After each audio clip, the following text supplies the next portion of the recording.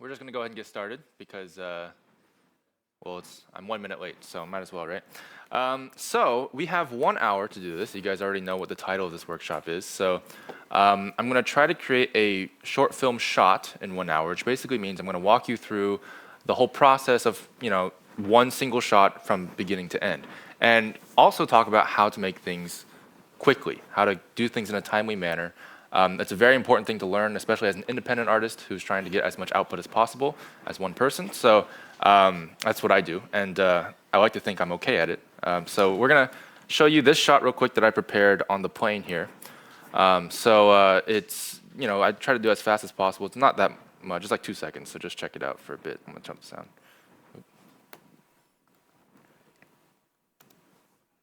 And there's no sound. Oh, there we go. So that's all it is. It's just a very simple sort of action-y shot. We're gonna do a little bit of animation. We're gonna do everything from scratch. I'm gonna load up the startup file. And we're gonna try to do this in an hour or less, ideally less, because I'm 1 minute late. So we're gonna go ahead and I'm gonna show you real quick. This is the startup file. This is what we're gonna start with. But one important rule that we want to start with anything that if you want to do something quickly, you don't want to make everything from scratch yourself. So what I did, this is, funnily enough, actually something that I made, but it's available on the Blender Cloud for free, which is a Toon character that I created for the Toon character workflow series. And it's totally free to download. It's publicly available. And this is what we're going to be using for the project, in case you can't tell. And yeah, so what you want to do is you want to use as many assets as you can from online, because there's so many, especially for Blender. And so if you can use a character and edit it yourself or something like that to work a little bit faster, you want to do that. So we're going to go ahead and do that. I'm going to go ahead and bring this file open because I already downloaded it. And this is, of course, just rigged with Rigify. There's an extra face rig in here that I added. But it's very simple. And what we're going to do is we're just going to go ahead and select everything that we need to. And I could append something, but I like just copying it into a buffer, delete everything, and then pasting it here. So now I have this thing. I'm going to go ahead and real quick bring in the Rigify text file. In case you guys don't know, Rigify needs that particular text file to actually work. But once you get the rig working, there we go. Okay. Once you get the rig in your scene, that's already, boom, you have a character. So once you have this character, I'm going to go ahead and open this up in GLSL so we can get the shading in there. There we go. And this is all done in internal. And then once you have that, you want to have, we want 2 characters. We also want an environment, right? If you want the environment, well, you could also download stuff. I did have something I wanted to download, but for sake of simplicity and time, in this particular case, we're just going to add a plane because a plane works pretty good for the ground if you're not going to be looking at the whole thing. So we're going to add a plane, and we're going to focus mostly on the workflow here. There we go. And make things a little bit faster. Look at that. This is the most immersive, highly detailed environment. I'm just going to add a quick little shader here, which is pretty simple to set up. This is a Toon shader that you can do with a Lambert. It's very, very simple. But I'm just going to add a gradient there. And that should give you some basic shadows, which is nice. Add a sun lamp. There we go. So with this guy, it does have shadows, right? Oh, it doesn't have shadows. Ignore what I said. Anyway, so there's a plane here, and we have an environment. Now, this guy here, what we're going to do is we need another character, right? Obviously, we have this guy. His name is Archibald. He's a very cute little snowman, right? Everybody can agree he's cute, right? I tried really hard to make him look cute. He's a cute little snowman that, even if you were to model him yourself, it wouldn't take too long. And working with these simple assets is important for getting a quick workflow down. But and toon shading helps a lot, and we're going to talk about that later when we start rendering, because we're going to render today too, within an hour, which is, for a lot of people who work in cycles and stuff like that, it's absolutely unheard of. And trust me, I used to work in cycles all the time, and yeah, it's ridiculous. So great engine, though, great engine. So what we're going to do is we're going to kind of set up a simple camera here. We added the camera here. Oh, let me turn on screencast keys real quick for you guys.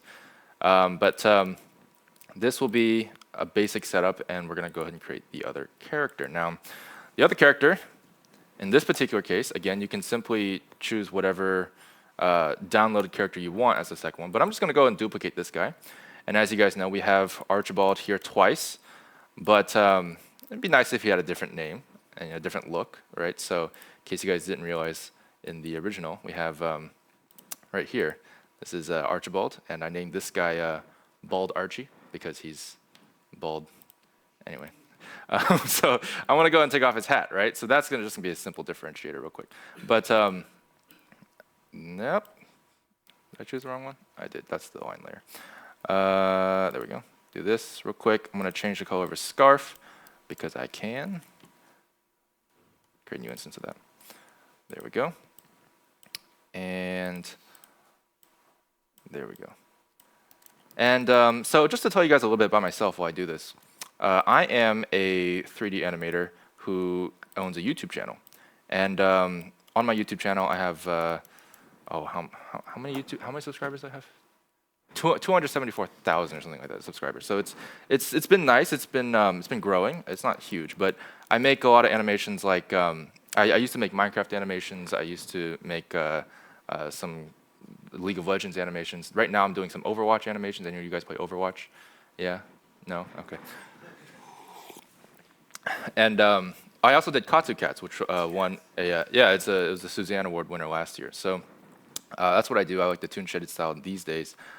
For the simplicity of it all, particularly for the fast workflow. Because as a YouTube animator, the market for YouTube videos is, if you make a video once a year, it's very hard to maintain that kind of an audience for your particular channel. So what you want to do is you want to have, ideally, right? Let's talk about ideals, right?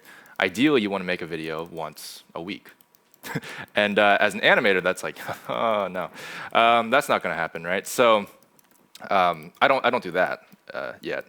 I tried, but I'll make a video maybe every 2-3 weeks if I can. And these are usually what I do is I do a lot of action videos, which is why we're doing a particularly action-y kind of thing here, because I'm used to animating action. So what we're doing right now is I'm just going to pose this guy real quick, and because we're basically recreating the shot that we did before. I'm going to make this guy look a little evil. But this part of the process is, if you're familiar with animation, you're just going to kind of go through it. It's not that animation heavy, to be honest. It's mostly just posing here. But I just want to show you the animation process itself. So I'm going to go and save this out because that's a good idea. I'll say Archibald, workshop, real thing, because I did a few trainings earlier. Okay. So once we have this guy posed, right? We can play. Forgot to turn on auto keyframe. Oops. There we go. So once we have this guy posed, right? We can. What happened? What the? There we go. So let's keep it PG, guys. This is family friendly. Okay. So we're gonna go ahead and put this guy here. He's gonna be off to the side. And very quickly, if I can get this, it's been 10 minutes so far, and we already have a scene set up, right? So that's pretty good. We're in good shape, and what we want to do is we want to get to a point where, I'll say, maybe another 10 minutes or so, we should be done with the animation. So we're going to try to get this done in that time. I'm going to go ahead and just do a basic amount of timing. I'd say, wait, where'd it go? Oh, they're sharing the same action, aren't they? No, they're not. There we go.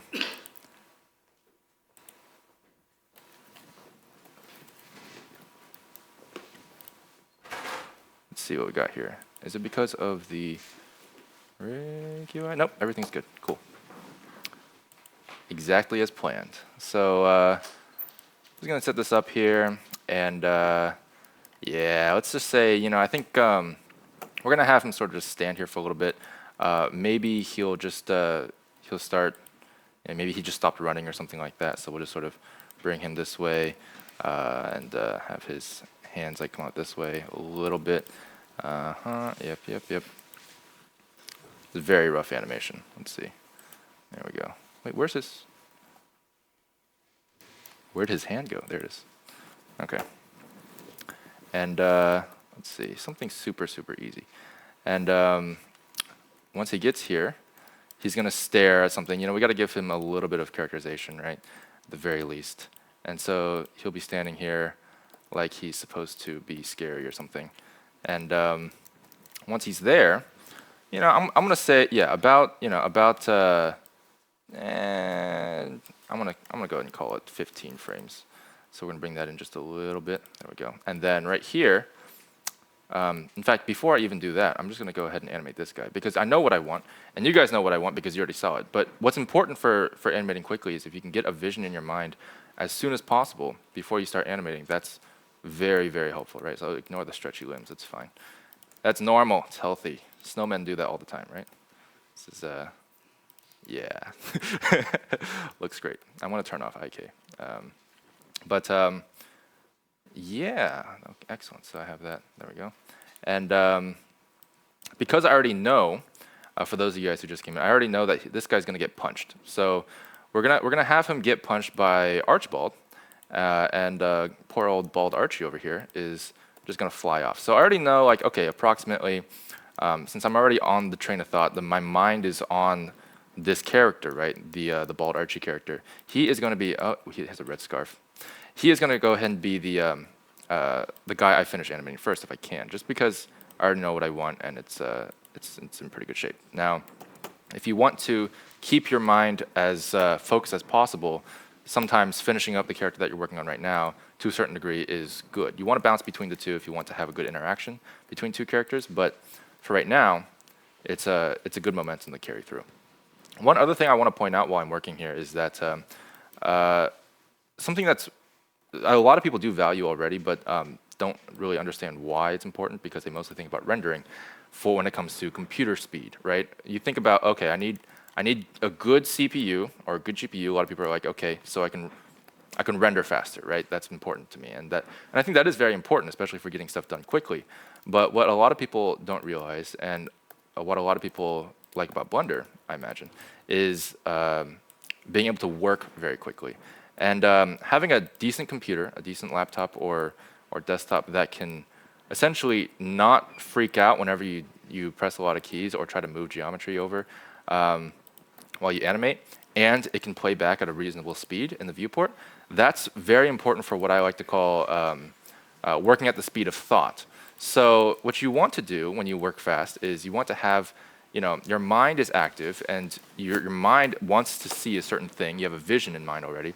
And if you can't, if you can't move your characters as fast as your mind is moving your characters for you, or as fast as you would like it to be, then what you're going to have is you're going to have sort of like a brain dead moment every time I don't know if you guys have that moment where like your software just kind of freezes for a second, and then your mind just sort of freezes for a second because you just can't think anymore.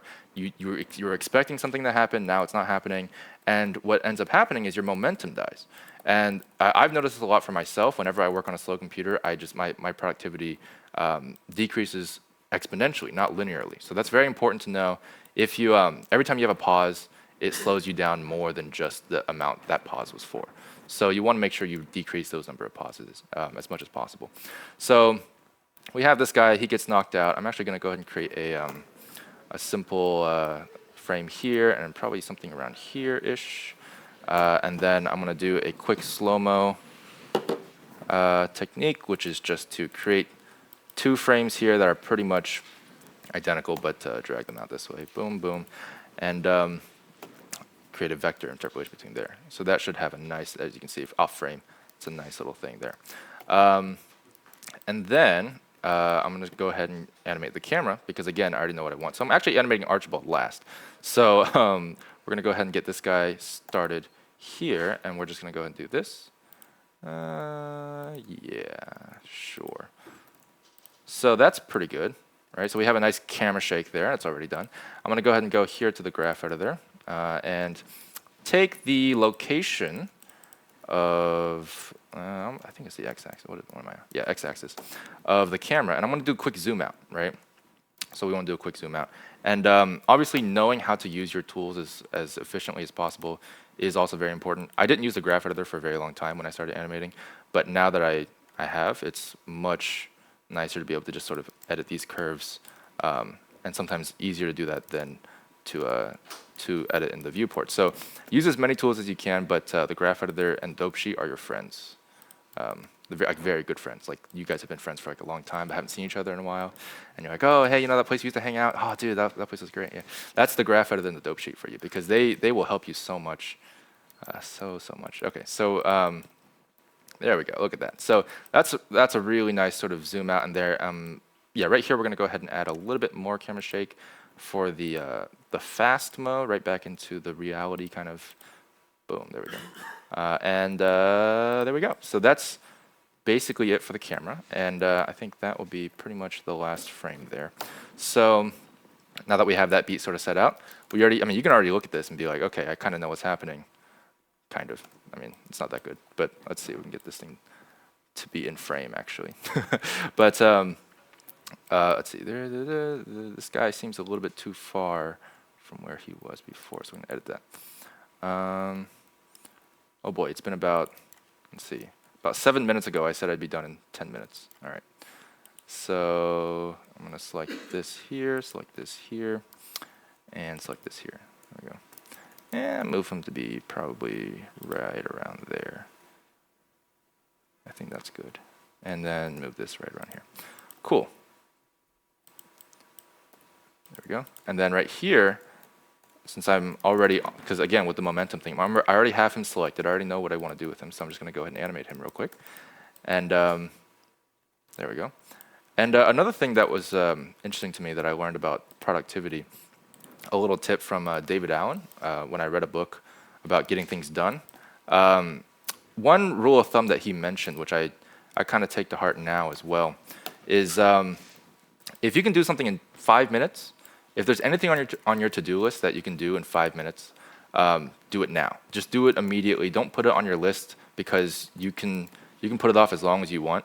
Because I mean, if it only takes 5 minutes, you're probably not prioritizing it. But the truth is, if you do it immediately, it will only take 5 minutes of your time. You'll get it done, and you'll probably get a lot more done than that because you'll have momentum, and you'll have the other 5-minute thing to do real quick, and then pretty much you'll only spend the next hour or so doing probably 20 things, and suddenly you're much further ahead than if you spent the next 2 hours working on one thing.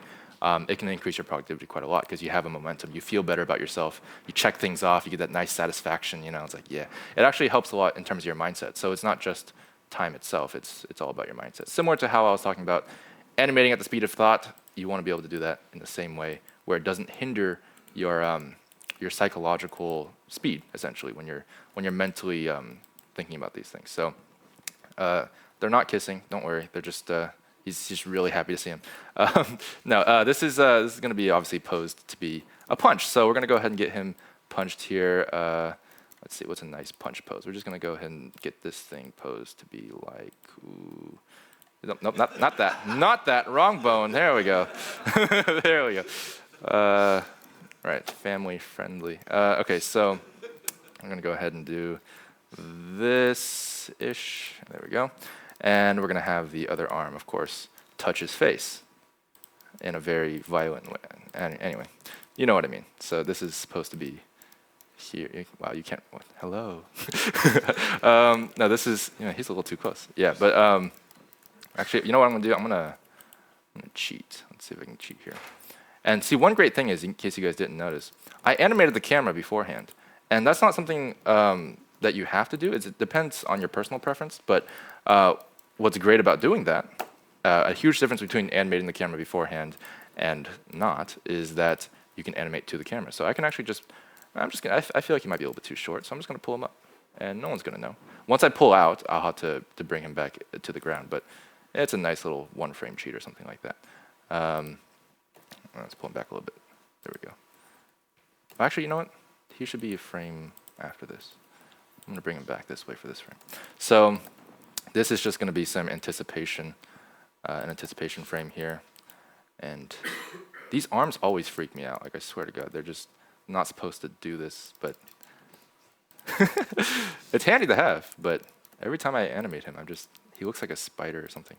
Okay, so this is a spider snowman. It's like the new snow angel, but creepier.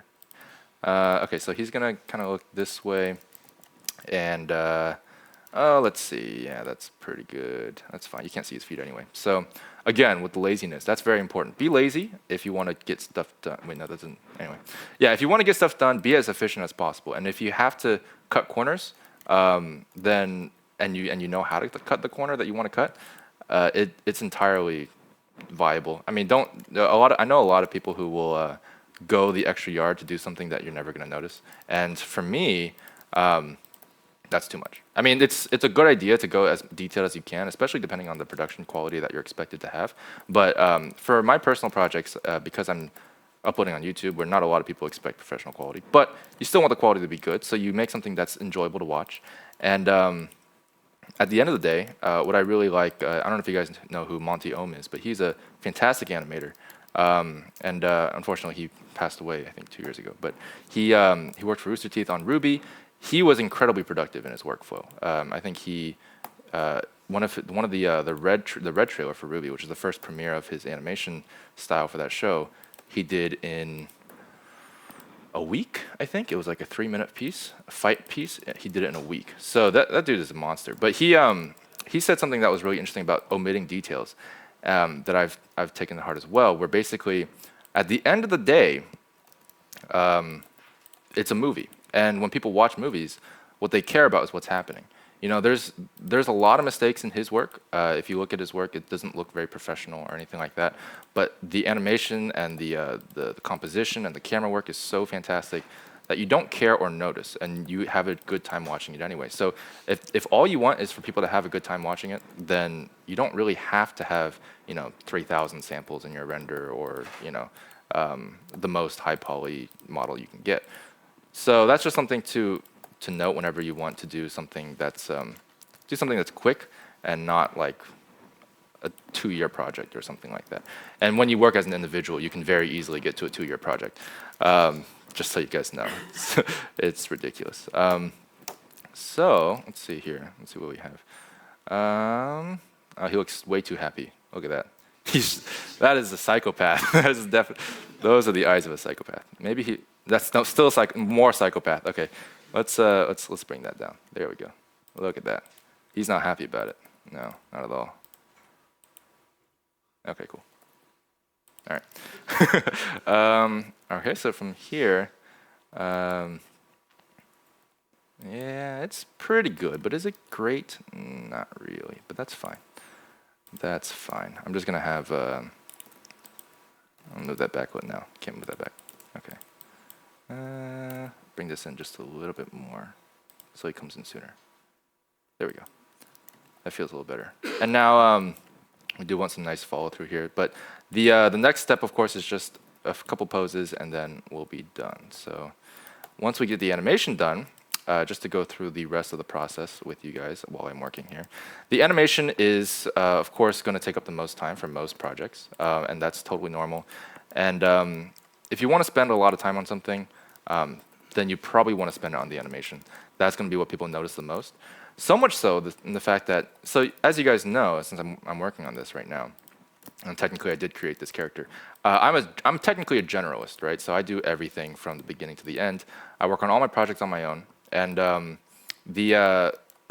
whenever someone asks me what I do, what do I say? I'm sure you guys are familiar with this. I say I'm an animator, because nobody knows what a generalist is, right?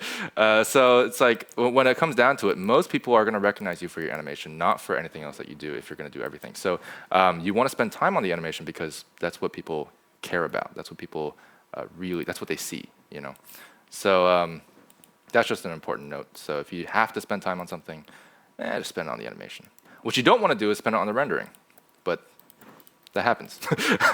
Ideally, right? Ideally, the rendering takes no time at all. But of course, it takes a lot of time. And that's why I've switched over to a more toon shaded style in my recent works, because it does, first of all, it helps the viewport play back a lot faster. I mean, I can see the shading as I work, which is great. But in general, yeah, that's animation can be the longest thing you spend on.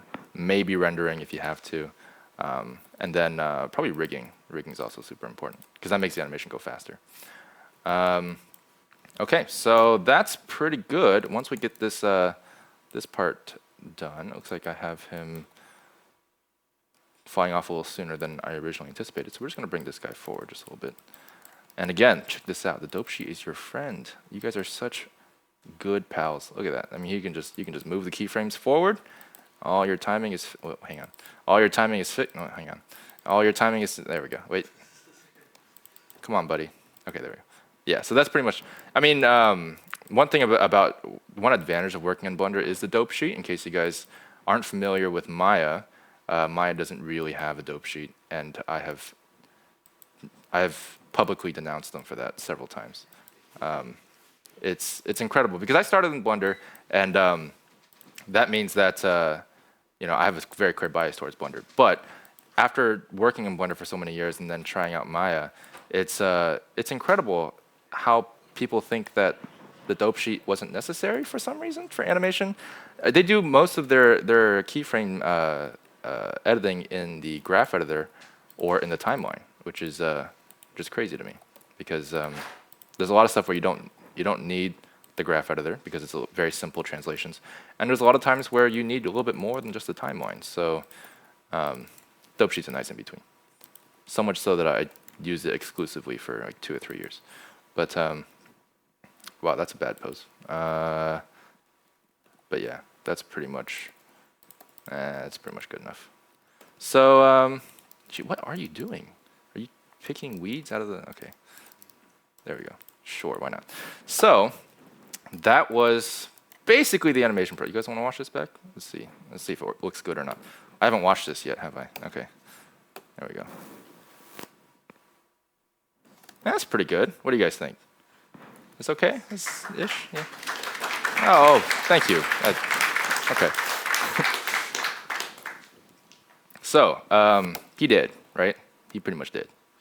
He looks a little happy about it, but he's dead. So once we get that done, let's see, how much time do we have left? We have, it's 9 a.m. in the US. I don't know why I said that.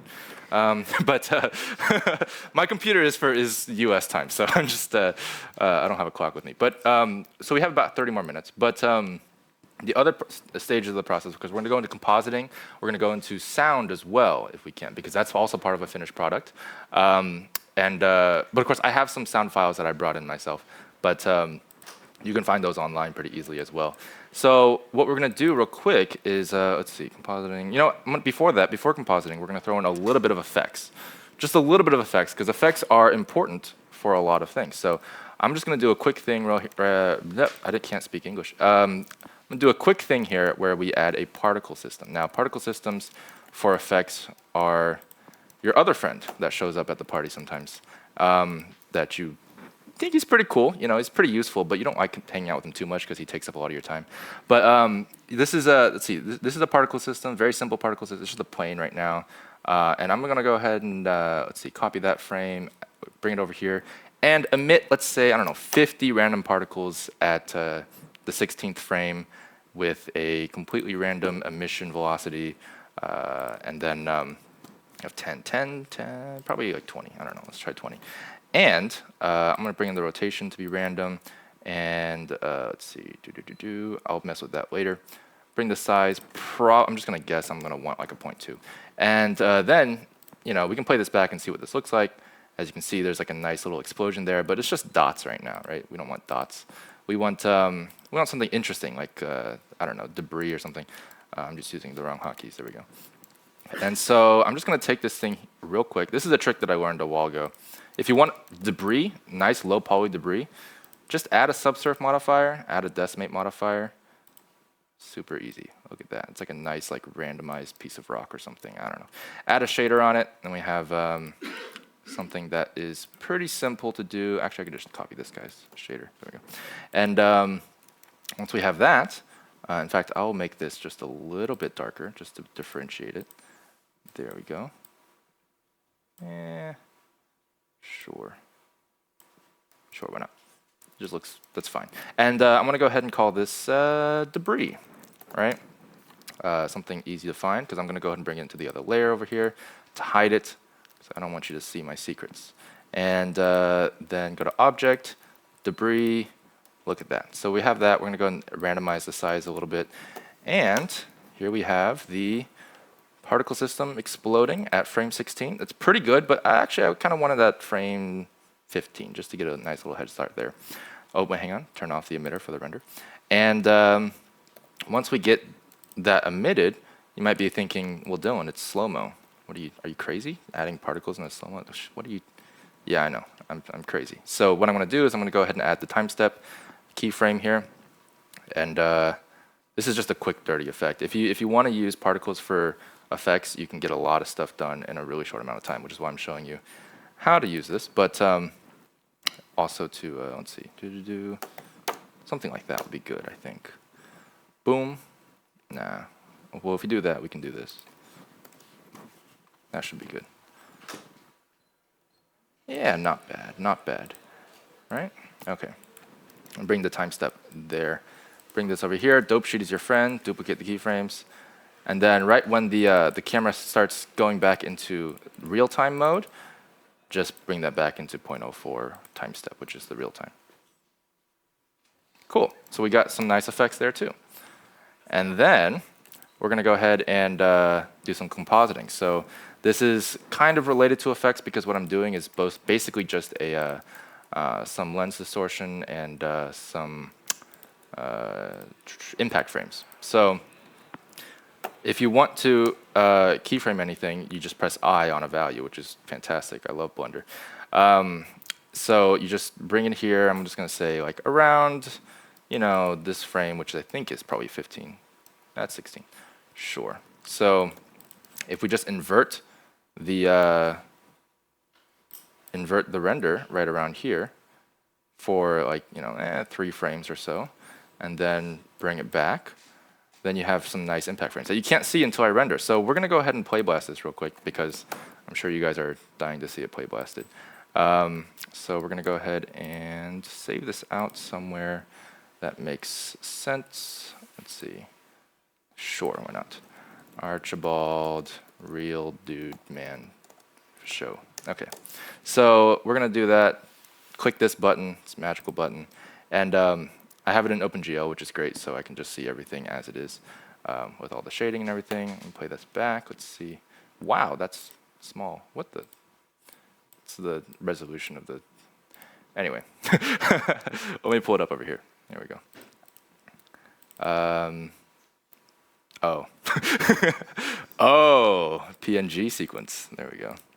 This will be easier to view. But yeah, so notice how fast that. Oh wait, hang on, that's a real render.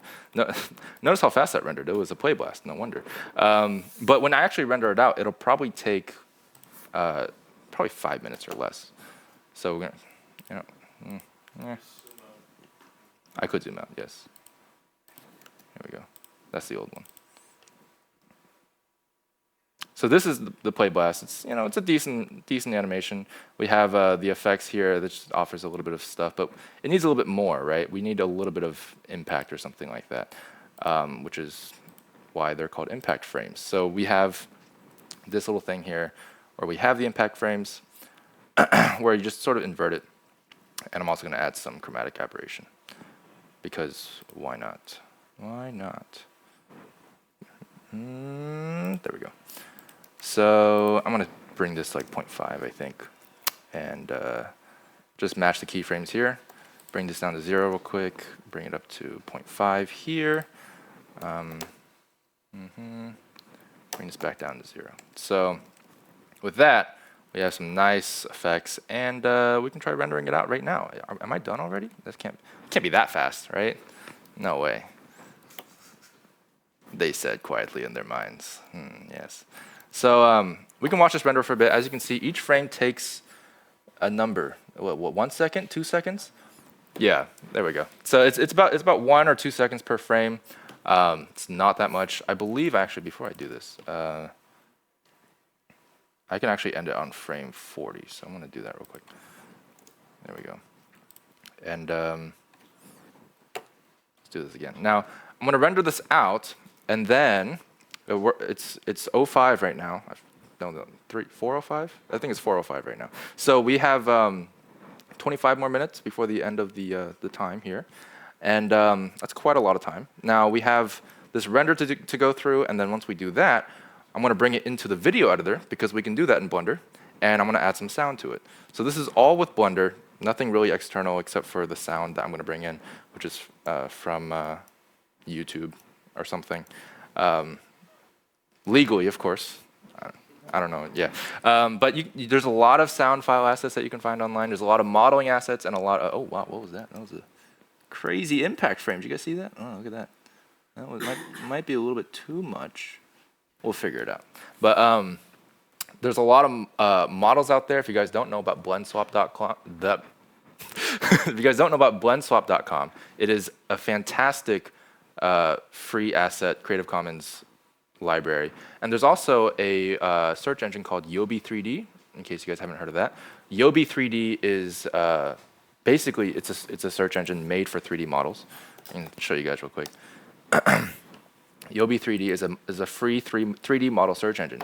It specifically filters the web for the ones that you can download for free. So you could just look up, snowman, and it will show you hopefully nothing inappropriate. Let's see. There we go. See, we got a bunch of snowmen here. And so you can actually download these all for free because they make sure that's open game art. You can just go here, download source. It brings you to the page that you can download it on. So there's a lot of cool stuff out there that you can get for free if you know where to look.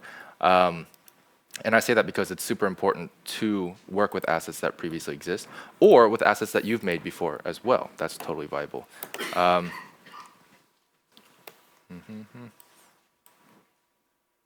That's pretty cool. Wait, how do I zoom out from the player? Which one? No, that just made it faster. Yeah, well, anyway. We have... Control which one? No, it doesn't do anything. Yeah, I mean, it's fine. We have the video file right here. Oh, is it for show 40 or for show 46? So these are the impact frames here. It was really simple. There you go. So we have the invert and then the chromatic aberration there, just to get some extra impact. And you can kind of feel it. It's like, oh man, they don't like each other at all. Well, this guy seems happy about it. I don't know. He's sort of, yeah. But maybe that's his thing. I don't know. But so that's. I mean, from here, we're pretty much already done with the animation process. We have all the visuals done. It's not my best work, but it's pretty good. And so we have something that we can work with for the sound, which is basically the last step. Bring this over into the video editor here, and we can just go ahead and bring in the movie. So we have, where am I? Wow. There we go. So we can bring in the movie, which is for show 40. And again, we have this here. Look at that. And we can bring in some sound. So we have some basic, very, very easy to find combat sounds here that I downloaded before. Blood splatter we don't need because there's snow. There we go. We have some nice cinematic boom, low frequency. Here's a quick tutorial on sound design. You want to have as much of a range as possible with your sound. So I'm going to add the bass there first, and then we're going to add a simple hit. That's a little too early. Where'd it go? Huh. Okay, cool. There we go. Gotta turn on A/B sync for that. Okay, so, man, that sounds painful. Cool. So that's pretty much it. I can add a nice like swish, swoosh, swoosh, swoosh, right here for the ending of that. And that's pretty basic sound. I mean, you can add a few more things in there. I think. Do I have any like? Oh yeah, let's add some thunder. Just get some. Ah yeah. Yeah, and he's really doesn't like him. He's just okay. So that's the general process of things. Yeah, that's pretty good. What do you guys think? Yeah, not bad. Okay. Alrighty, so then the last step is just to render it out with an audio codec. And let's just put this, say, final, which is never really the final, ever. Never works out the way you want it to. But here we go. We have the sequence render done, and we have a zoomed-in version of the vid. Hang on. And then we have this. So this is a pretty short clip, obviously, but if you wanted to extend this to every single one of your shots, you could. And that's something that if you make something from beginning to end, you learn a lot more about how to finish something than if you were to try to start something and then keep starting another thing, and then another thing, and never finishing something. You end up with a lot of unfinished projects, first of all, but also never really learning how to finish your project. And that's something that's really important. If you ever want to increase your productivity as an artist, I think it's a lawnmower. If you ever want to increase your productivity as an artist, you want to learn how to finish something. And that's based a lot on setting deadlines, budgeting your time, and finding as many assets as you can that you didn't make. I know it sounds like stealing, but it's usually free anyway, so just take it, it's fine. So yeah, so for me personally, as a YouTuber, I always set deadlines for myself. I always give myself, a certain amount of time to do each certain process. I'll be like, I'll give myself this much time for modeling if I have to model, and then try to finish it in that time, and then move on to the next step. But if you did want to create a shot from start to finish, for each shot, just to get yourself some exercise in actually finishing something, then you could, and that's exactly how you would do it. So that's basically it for my demonstration. But since we do have some extra time, and if you guys are interested, I could take a question or two if you guys have any questions about the process. Yes, in the back. Sorry, could you use the microphone, please? Yes, thank you. Can we just have the name of your YouTube channel? Oh, sure, yeah. My name is Dillon Gu, and my YouTube channel name is Dillon Gu. No, it's spelled D-I-L-L. I have to pull it up, whatever. It's like a Dillon Gu. It's spelled with 2 O's and 2 L's, and it's another O. That's a terrible way to explain it. Yeah, it's there we go. So it's D-I-L-L-O-N and then G-O-O. So obviously it's a play on my own name, but that's. Do you guys want to watch the trailer real quick? It's like a minute. Yeah. Okay. Sure. Here we go.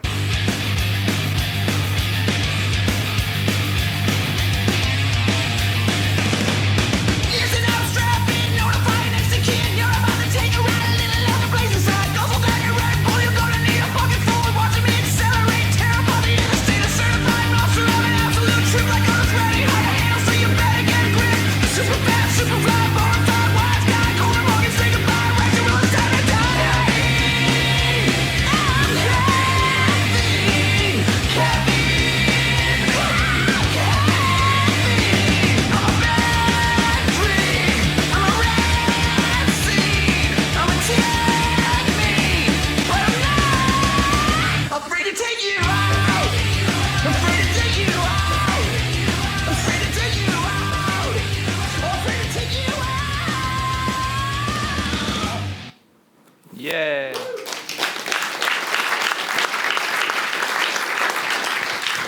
Thank you. So that was a culmination of many years of work, but it was all done in Blender.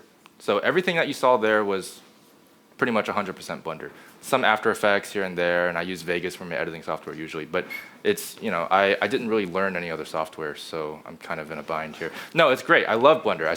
So of course I use it all the time. So yeah, that's basically, that's my channel. Hope that answered your question. Any other questions? Yes. What was your learning curve? So you've knocked this one out in 1 hour. How long would that have taken you, let's say 1 year ago, 2 years ago, and so on? That's a very good question. So I've been doing this for about 6 years, almost 6 years now, not even. So I basically, when I first started learning Blender, I had winter break and spent the entire month, 12 hours a day learning it. So that was sort of my obsession for a while. And so I would say right after that period of time when I started learning a lot, I had already started making animations I think my current speed was probably something like, probably 2 times as fast as I used to be, I think. So I would say this might take me a little, maybe like 2 hours before, maybe a little longer, since there's some stuff here that I didn't know about back then that may have just taken me a little bit longer. But in general, not too long, and I think that's important to know just for anyone. If you do get started now, everything here is pretty basic. I mean, you can learn all the steps, all the techniques here, you know, in a few hours, in my opinion. You can get dope sheets very, very intuitive. The animation stage of things, of course, you have to learn a little bit about the principles of animation. But besides that, you have the assets that you can download that doesn't take very much time or skill. And rendering is very straightforward, and you have the compositing nodes. Once you get used to it, it's very easy to learn.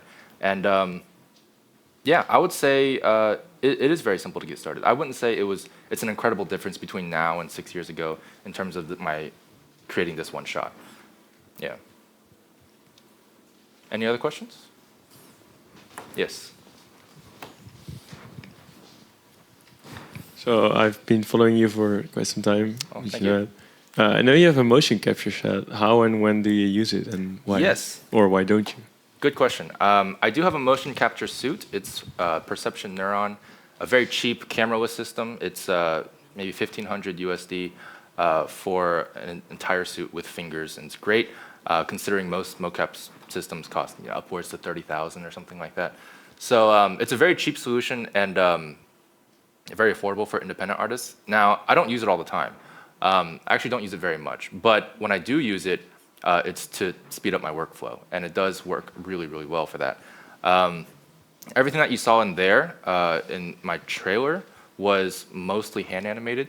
A lot of the more realistic renders with the 3 black girls with the different colored elements on them, they are partly motion captured, partly hand animated. And then a lot of Ruby, which I worked on, was motion captured because that's how their workflow works as well. But everything else is all hand animated. So when I do want to use it, it's mostly because I'm on a deadline or something. But I personally prefer hand animation. I prefer hand animation because it gives me more control. It gives me more composition control, which is really important for posing and stuff like that. But it's very, very handy. I do recommend it. Yeah. Any other questions? Do you do a lot of like extra client work outside of the stuff that you do for YouTube? Or? I do a little bit. Most of my time is actually spent on my channel, but I do take a little bit of extra freelance work here and there. One of my trailer elements was a Minecraft piece for Captain Sparkles. I don't know if you guys have heard him. He does a lot of Minecraft animations every now and then, and it's a huge project usually. So he hired me 1 year to work in Maya, unfortunately. Why would I do that? No, it was a great project to work on, though. And it was a great learning experience. I found out how much better Blender really was. So it was great. But yeah, so I do take some. But my most recent extra client work was with Blender. And I did the Fundamental series.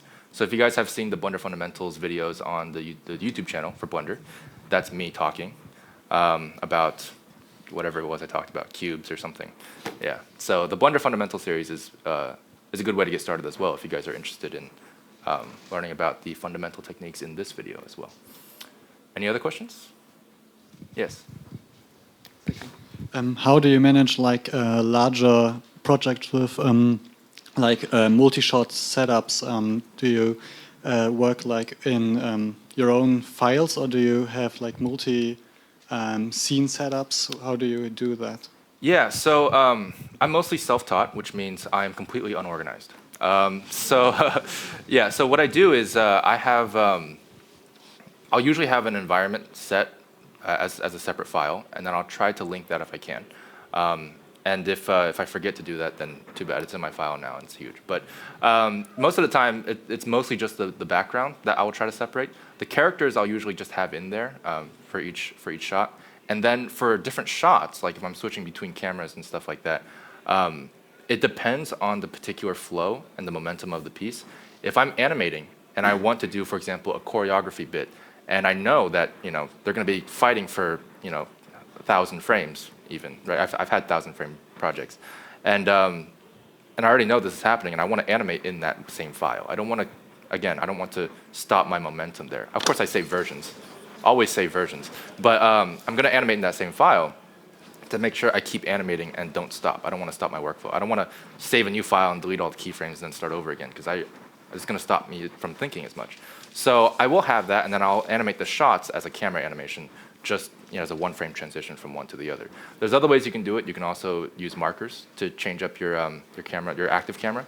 But I haven't been doing that because it's a little bit more work, and I want to work fast. So I just do a one-frame transition from one shot to another. Yeah, it's all in the same scene usually. Yeah. Any other questions? You got a question over there? That guy? So I actually missed the beginning of the talk, so you might have answered this already, but Katsu Cats, Overwatch, various things on your YouTube channel. How do you decide what project to go for? How do you decide what to animate? Where does that come from, if you don't mind? Yeah, so how do I decide what to work on, right? Like what comes next? Yeah, so that's always a big question. I'll say, for example, Katsu Cats was a passion project of mine as a way to test the toon shading. My girlfriend did the concept art, which looks fantastic and helped me out a lot. And so it looks very cute. It's a new style. I was exploring that kind of thing. And then from there, I was able to work on the Overwatch Cats sort of crossover because I loved Overwatch. So a lot of it is sort of inspiration based, like, man, I like this game. I like this franchise. I like this style. And so I'll just try to so I'll try to make something about it. And of course, as a YouTube channel, what you want to do is you want to check what's popular as well, because you want to have a sustainable business. You don't always want to create original pieces because that will be very time consuming because you have to make everything from scratch, and also because not everybody will be interested in your original piece immediately. One thing that Monty talked about as well, he was, of course, a fantastic animator who only got famous after he created his Haloid video, which was a Halo Metroid mashup. And so these are two franchises that are very popular, and then from there he built a career off of it. So what you want to do, if you wanted to make something that was popular, right? If you want to make something popular, usually you don't want to make something original. It's a huge gamble if you make something original. So something that's really good to do is to build off of previous franchises, build off of previous audiences that you can draw from, and then from there, what Monty talks about is he earned the right to create something original in the way that he earned a name for himself, and that name gave that original piece an audience. And with that, you can really sell something really nice. But just from nothing, from no previous audience or anything like that, I'll try to avoid making something super original early on, and then in the future, there's going to be some more original stuff coming along. But I have tons of ideas, right? Everybody has tons of ideas, right? That you just don't have enough time for. And if you don't have ideas, that's just realize that ideas are not that important. What's really important is the execution, right? So if you can execute it well, then it'll be a good idea. If you can't, then it's a bad idea. That's sort of so. Anyway, that's my general rule of thumb. You can check Google Trends if you're interested in that. It's a website by Google, of course, that checks what's popular if you want to try to draw on that audience. But you don't want to sell yourself out. Do something you actually like. I love Overwatch, so I made Overwatch videos. I loved playing Minecraft back in the day, so I made some Minecraft videos and stuff like that. So that's important to keep in mind. Keep yourself passionate, but keep it relevant. Yeah. Any other questions?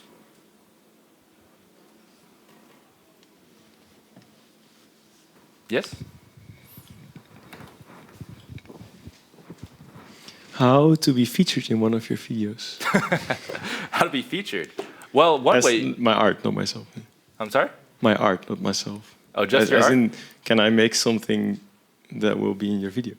Possibly, it depends. Yeah, I mean, one thing is I have a Discord server, which is where my community is usually pretty active. So if you wanted to share something with me, then you can simply join the Discord and talk to me there. I'm always available pretty much. Well, except for when I'm sleeping, which I don't do very often. I probably should. But yeah. So we have about 5 more minutes. Does anybody else have any last minute questions? Otherwise, we'll probably just wrap up a little bit. No, we're good. So yeah, finishing touches, I would say. Ultimately, if you are ever in need of motivation to create something and finish something, just watch stuff. Like watch as much as you can, and it really helps writer's block, animator's block, whatever you want to call that particular block. It will help you get over that because watching other people do stuff, watching stuff that's already been made, will give you some inspiration to create more stuff. And I think that's a very important tool to learn when you have a block in your head, whatever that block. Again, why a block? It doesn't make any sense. Anyway, that's about it, guys. So thanks very much for joining.